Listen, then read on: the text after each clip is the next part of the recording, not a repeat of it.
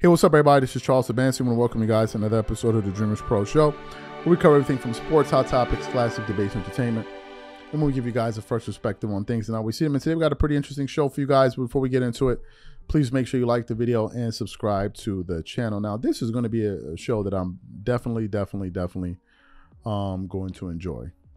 Now, as you know, with the advent of technology, it's pretty much given people the opportunity to go straight to the consumers. Now everyone can pretty much start up their own channel and just go out there and start broadcasting and, you know, building their platforms like we did, like so many others before, and like so many others after us.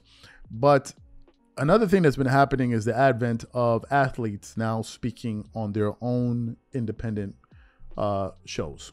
Right? You have Draymond Green, because you had guys on television, but now you have Draymond Green, JJ Redick, Patrick Beverley, Paul George, Gilbert Arenas, you know, some other guys as well. So many guys out there have been basically talking sports, right? In the midst of all of that, you know, as you watch these guys talk sports, with all my NBA players now, you start to notice certain things about them. The same way you notice certain things about everyone. People on TV, independent creators like us, we all have our ways to us, right? But one of the things we've been noticing is that these guys tend to pull punches when they're talking about each other, right? They don't really go at each other whatsoever. So in today's show, I was watching a segment from The Odd Couple, right? One of the shows that I actually enjoy watching with Chris Broussard and Rob Parker. And basically, the backstory was they were responding to some comments from Patrick Beverley and Karl Anthony Towns that they were making, some pretty wacky statements, right? So they were responding to that. And then towards the end, they basically, in this case, Rob Parker really started calling out players, people like the JJ Redicks of the world that seem to refuse to want to go at their contemporaries, right? So what we want to do is we want to play this conversation between Chris Broussard and Rob Parker, and then we're going to come back and really get into the show. So take a listen to that.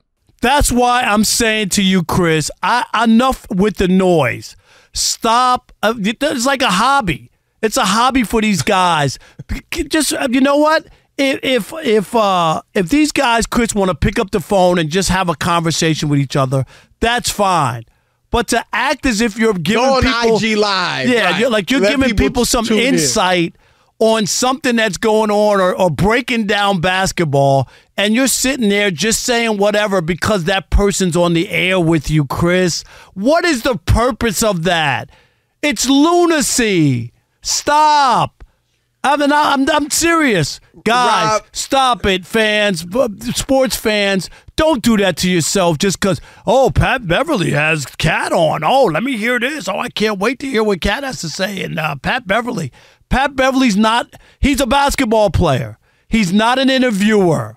I'm sorry. I know a lot of people don't want to hear this, but I'm telling you, it's a waste of time on some of these podcasts, Chris, and I get it. There's some that are good, but most of them are bad. Most are bad, and they have very little value because when you interview your friends and you rub oil on their back, and that's the interview, it's not going to be a good interview. I mean, Rob, and I'm going to keep it real. Patrick Beverley, he may have already, he's starting to sully his chances. But Patrick Beverley could have a future in this business because he's not afraid. He's outspoken. You have to respect what he did as a player. I mean, he's not a great player, but you have to respect his hustle, his heart, all that. But and Rob, remember he went on there, but when you rip CP3 to shreds as if you're as good as him or better, and then when you talk the next day about your boy James Harden, right, and you got nothing to say, right? You clam up as far as being real, keeping it real, and now you're gonna come out and you do this, and you make several statements that have no basis in reality. As good, as outspoken as you are and all that, people are going to be like, but we can't. I mean, nobody's going to believe. Like, it's just too far. It's too far gone. And so I would say to Pat Bev, I mean, again, I think he could have a future. But you have to like be in reality. But Chris, you know this be too. realistic. There are a lot of guys they put on, and a lot of guys they go through a ton of ex-players because a lot of the guys can't cut it, Chris. They can't. Because they're in bed, they're compromised. Oh, I can't say anything about him. He went to my college. Oh, I can't rip this guy because we have the same agent. Or I can't rip this guy. We're in the same fraternity. I'm dead serious, Chris. They're compromised. And that's why they run through a lot of people. Yep. So you heard what they had to say. First of all, I think this is 100% correct. I don't think they're telling a lie. I think it's clear as day. They used examples of Patrick Beverley. Patrick Beverley went up there on TV. He was talking spicy about Chris Paul because he doesn't like Chris Paul. But when it was time to talk about James Harden, he didn't want to say nothing about James Harden. There was also the statement that he made when he went up there and said, and I like Pat Beverley, but I'm going to keep it real for my audience here because that's who I'm beholden to. I got to keep it real for my audience. He was like, I'm not going to go up there and be talking about, you know, taking money out of a person's pocket or whatever it is, like in terms of an NBA player. So why are you up there? Are you up there to defend players, or are you up there to talk to the audience? And I think this is the point that Rob Parker was trying to make. Same case with JJ Redick. I've never seen JJ Redick snap on any of his guests. I've never seen him flare up. I've never seen him get upset at all. He brought on Ben Simmons on the show, and he was rubbing Ben Simmons' tummy like as if Ben Simmons was some little baby. Babying Ben Simmons. Would not ask him any real tough questions. Handing him softballs. But when it was time to go at Stephen A. Smith or go at Mad Dog Russo, you're flaring up, getting pissed off, getting angry, getting really, really, really upset. So people are like, yo, wait a minute. Are you just here to defend athletes, or are you actually up here to say what you actually think? And this is the reason why I think that Charles Barkley is head and shoulders above everybody else. Head and shoulders above every single person talking sports, especially when it comes to former athletes. Because he is not afraid to call it like it is, whether if it's about a coach, whether if it's about a reporter, or whether it's about a player. The fact that he is a former player is irrelevant. He doesn't factor that in to his opinions. He's up there to tell you what he really thinks. And sometimes it gets him in trouble with some of the biggest names in basketball. Kevin Durant, LeBron James, Michael Jordan. They've all had issues with Charles Barkley. But he's like, I'm not going to go up here and tell you guys a lie. If I feel this about you or about this player or about what I just saw in this game, I'm going to give it to you. And that's why Charles Barkley is the best. He is the best. That is what differentiates him from ever, apart from the fact that he's funny and all that. That's what differentiates him.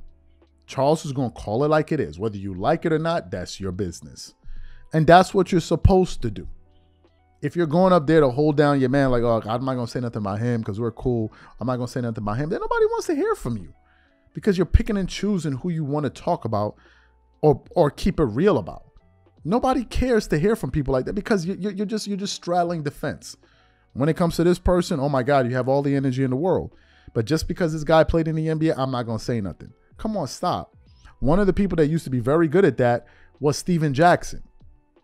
When Steven Jackson was on First Things First, he used to call it straight down the line. Even the journalists that were up there with him, they'll be looking at him like, yeah, he will call it straight down the line. And I think that's how you gain the respect of people, by just keeping it real. This is why Charles Barkley is Charles Barkley and everybody is everybody else. It's just, that's the reason why Charles Barkley makes the mega bucks. I think he's talking about dudes like, and I'm going to keep it real. I'm going to say exactly what I think because it's what I think. And I got to be honest to my audience. That's exactly what I think. If you feel offended, that's your bloody business. The internet's a big place. You're going to give views that people are going to disagree with.